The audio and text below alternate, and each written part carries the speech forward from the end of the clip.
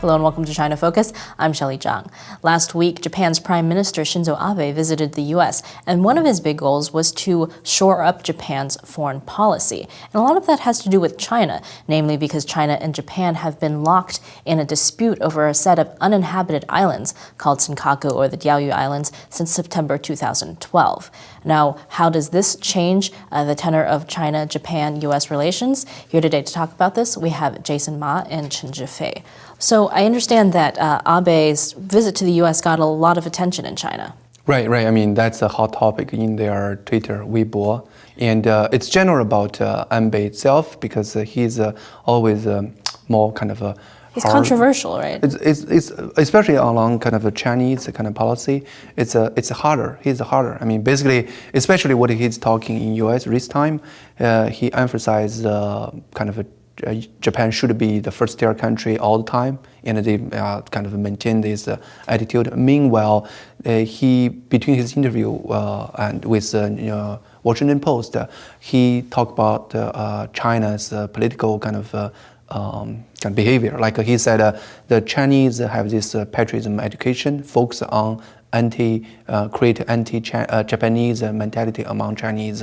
So I guess he is really kind of how to say that put a lot of heat behind this whole issue by his statement in U.S. and with U.S. media. So what were the reactions to? Reactions was lopsided. It's actually fed up the public sentiments against Japan, and even the U.S. In its relation, because U.S. has been turned into the biggest platform that it can have to make the argument about Sino-Japan relationship. And Abe used this platform very well. He was given ample opportunities to do this. He gave an interview with Washington Post ahead of his visit, and he made a condition to the Washington Post that the transcript could only be disclosed to the public during his trip, which Washington Post followed advice. And then we found it's like a big explosive bomb because we found in the transcript that he not only talked about Sino-Japan relationship, but offered his personal take on the political system or even the backwardness of the political system in China. And he gave a speech at such a prestigious venue as Institute of Strategic International Studies in Washington, D.C. There he spoke in English, obviously went out of way to win public support for Japan, which in this very dire situation between, in Sino-U.S. relationship, I think played very well with the public. So let me ask about this Washington Post article that you both mentioned. Now, it seemed that in that article, Abe gave a pretty kind of frank assessment of what he felt about the Communist Party. Indeed, I mean, I agree with you. Basically, what he's saying is not incorrect. But of course, Chinese read that from a different mentality and context. Basically, it's like what Abe was talking about right now. Right now, at this moment, the Communist Party, Chinese Communist Party, do make use of this kind of tense around Diaoyu to deviate some kind of internal anger kind of between the Chinese CCP and the Chinese people. He's talking about it now. But Chinese people always have this kind of historical kind of issue with Japan. And so when Abe is saying this, Chinese bring up all this historical kind of mentality or kind of anger. He's saying basically that the Communist Party is educating Chinese people to be anti-Japanese. And also kind of what kind of Chinese is saying like it's not kind of we were educated in that way. It's a historical fact. I mean, basically, although for Abe, it's true. Like Chinese CCP is kind of use this as a tool, but in this particular case, probably the historical kind of fact presented to China, Chinese people was not. So the Chinese people say you can't ignore World War II. You did invade us. I think basically what I was saying is something you can describe as people don't hate the message, people hate the messenger. And what he said is all well-known facts. What he said is, okay, the Chinese is a communist regime, so equality or egalitarianism should be the center tenet of their principal system.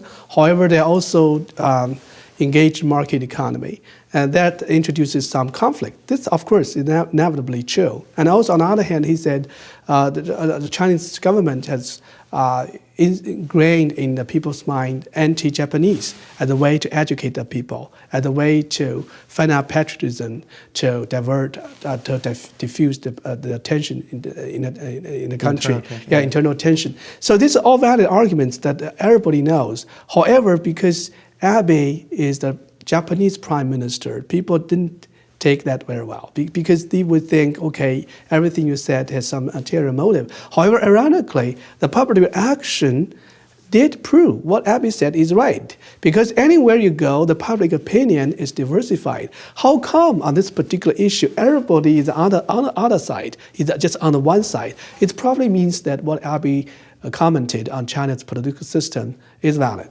Yeah, but I think the right now its major thing is about he's talking about in U.S. Indeed, Chinese pay a lot of attention to U.S.'s response, and why U.S. is such important patio and kind of platform to say it is about it's a show. Basically, U.S. reaction is the key to both countries.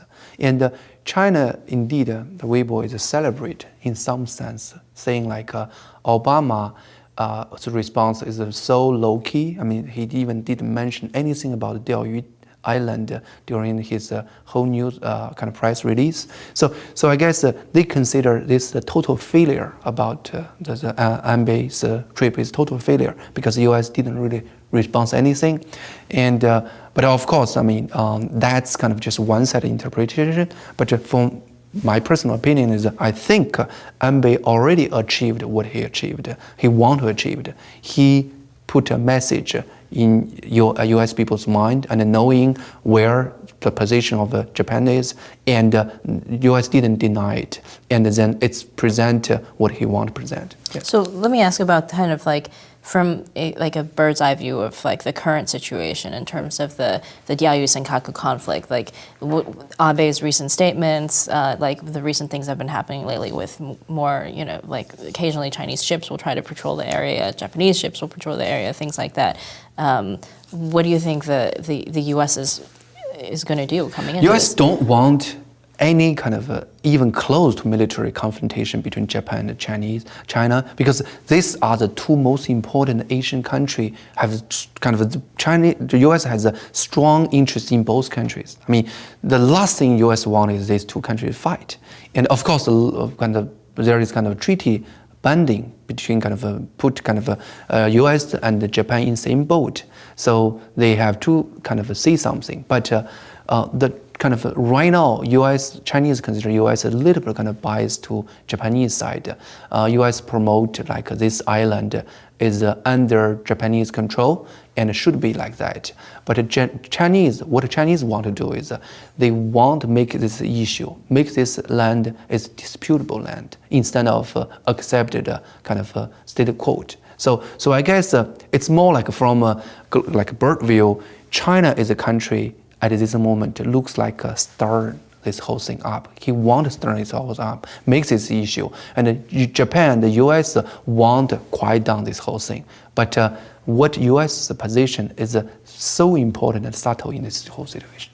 Mm-hmm. Do you think that that we're risking kind of a conflict between China and Japan? Well, I don't think that will happen anytime soon, but really from Abe's visit, we can tell the triangle relationship between Japan, China, and the U.S.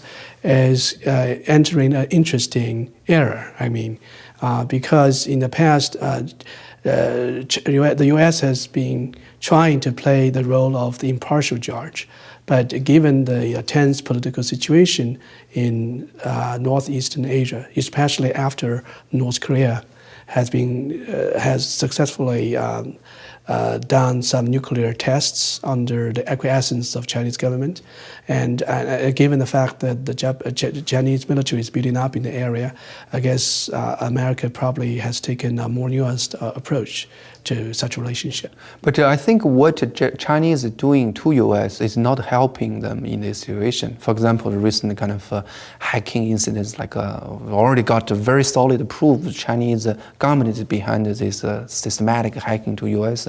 And all this kind of thing is not really helping Chinese relationship with U.S. Basically, they are creating this kind of potential, like put them as a threat to U.S. National security and kind of Pacific interest, so Asian Pacific interest. So in this sense, it's somewhat what the Chinese is doing is pushing U.S. Towards closer to Japanese. So it's more likely like U.S. Will not lose Japan as their ally because China is more and more put themselves as a threat to U.S. Do you think they realize that they're doing that? I think they didn't really I think my personal opinion is they are so stupid doing this hacking thing. I mean, I don't think they can gain so much by hacking, but they damage their image, damage their relationship with everyone in the world in such a way, and then they kind of degrade the moral standard in the internet, cyber world so much. I think they lose 10 times more than they gain. All right, so thank you both for coming and talking about this issue, and thanks for watching. For more on this and other issues in China, join us at ntd.tv.